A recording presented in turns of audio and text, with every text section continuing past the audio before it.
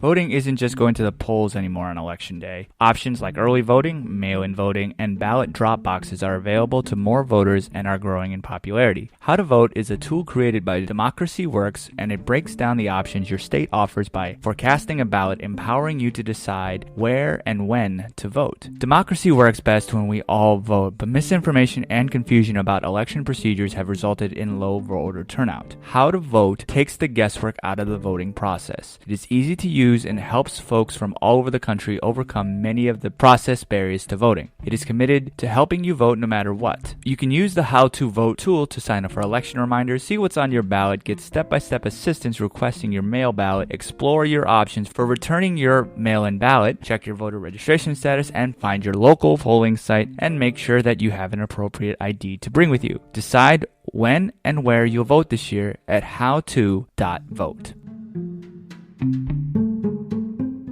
Hello and welcome to the formal review. Today, we will be looking at the 2018 film, 8th Grade. Now sit back, relax, and enjoy the review. Hey everybody, welcome back. My name's Andre, the critic for Box Office Buzz, and this is episode 13 of the formal review. And as I always say with my reviews, is that there may be some slight spoilers, but I try to do my best to keep everything vague. But you should definitely go see movies just so you understand what I fully have to say about the film. But if you really don't care, you can just keep listening.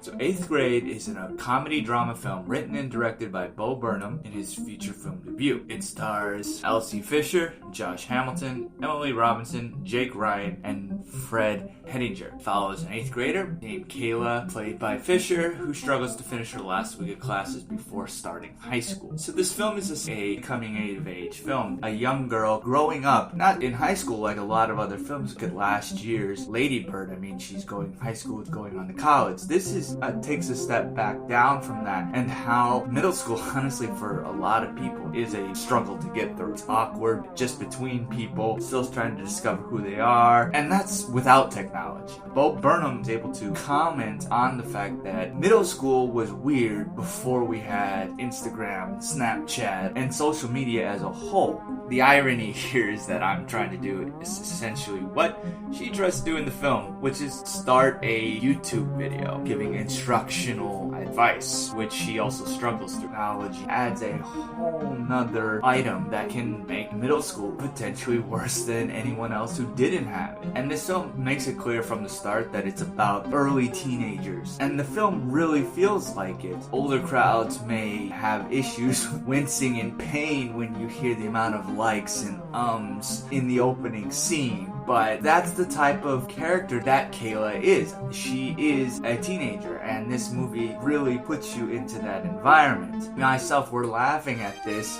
because it's so painful. You're not laughing at her, it's because a lot of people went through this type of awkwardness that a middle schooler has, including myself, and the film shows a good amount of what, obviously being a guy here, I'm not going to be able to tell exactly about what it is that a teenage girl goes through. However, based on what I've been told though, this really hits it out of the park. But the jokes in this aren't exactly the same as what you would expect from a stand-up comedian. It's the awkwardness, and I think that's where it plays fairly well, because he works for the payoff of a joke. For example, Kayla looks for an instructional video to how to do something, and it's not about showing the video itself, it's about the reactions to it. And that's why the scenes involving that, I think, work really well. Burnham does a fairly decent job as a director, but I think where his strong point is as a writer, and I think that because it tunes into not only how middle schoolers act between each other, but also relationships between them and the older generations. You have adults saying it's gonna be lit, and they're dabbing, and all this stuff that older people shouldn't do because it's clearly uncool. But there's always gonna be that generational difference between the two. So no matter even 20 years from now, there's gonna be some difference. And I know when I was in middle school, I had similar type of experiences. The film is definitely touching on the fact that there's not really a instructional manual to tell you how to be a teenage girl, or rather just a teenager.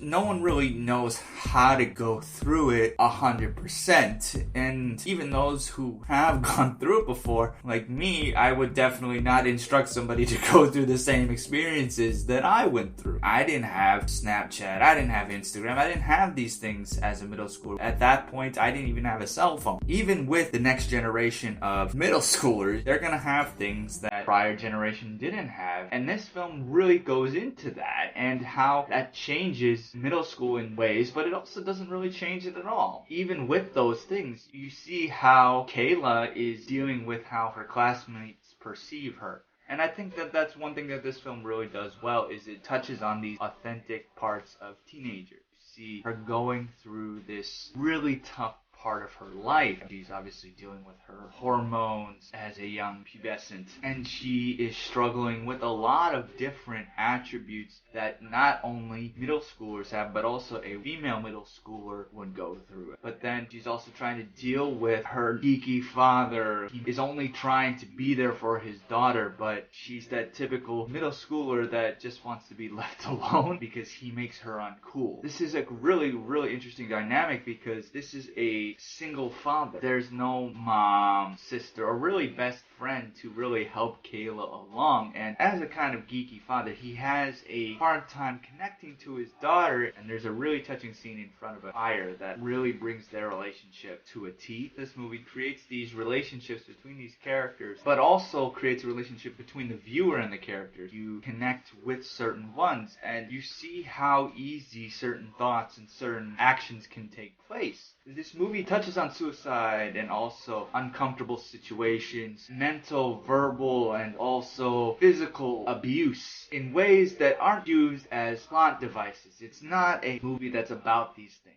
It's about how these things come about, and you see this through Kayla's journey. You understand problems that she's having. You understand how realistic it is when a guy tries to force her to do something that she doesn't want to do. You see how peer pressure really affects somebody. Going forward, I think it's a very difficult avenue to tread because, like I said, that there's not really an instructional book, and how things have changed from 10 years ago to 2 years from now. Things are going to change. Things are going to become cool, and things are no longer going to be cool, and there's always going to be a disconnect there, and trying to make somebody feel they're a strong human being and important to life as a whole is a tough thing to do. Now, Kayla, I think, is a very realistic teenage girl. I mean, she's awkward, and she's just trying to find her place in middle school. Elsie Fisher does a really good job at capturing this 14-year-old girl and really helps place you into this middle school world. They don't really go over the top in showing what it is to be in middle school, and you're not getting braces that have headgear and acne as a plot device. It's just normal day-to-day stuff that anyone who's gone through middle school will definitely attach themselves to. Now, the only real flaws that I do see with this film is that some plot lines don't span out as much as they should. They were more 90% there. These are honestly nitpicks here. I think that you could easily go to this film and completely enjoy it. For anybody who's gone through middle school today, who went through it 3 years ago, whenever you went through this, there are a lot of great things about this film that will make anybody connect to this film. There are characters in it that I felt really attached to, that were almost replicates of myself as a middle schooler. And I thought that that really added to the authenticity of the film, and I could not really recommend this film anymore. If it comes to your city, go see it. The acting, I think, is great. The direction and the writing is really fun. It's hilarious at times, and I think that you will enjoy this film, and I would rate this film 4.5 out of 5 bow ties. Now, I want to know what you guys thought of the film, and how was your middle school experience? Talk to me on social media. I'm on Facebook, Instagram, Twitter. The URL is the same for all of them. It's at The Formal Review. You can also check out Box Office Buzz for some of my retrospective reviews and also up-to-date movie news. And also, please subscribe on Spotify, iTunes, Google Play, Stitcher, so that you never miss an episode of The Formal Review. If you want me to do a film review on an episode, please let me know. Hit me up. But until next time, I'll see you at the movies. Take care, everyone. Thanks for tuning in to this episode of The Formal Review. We hope you'll join us again.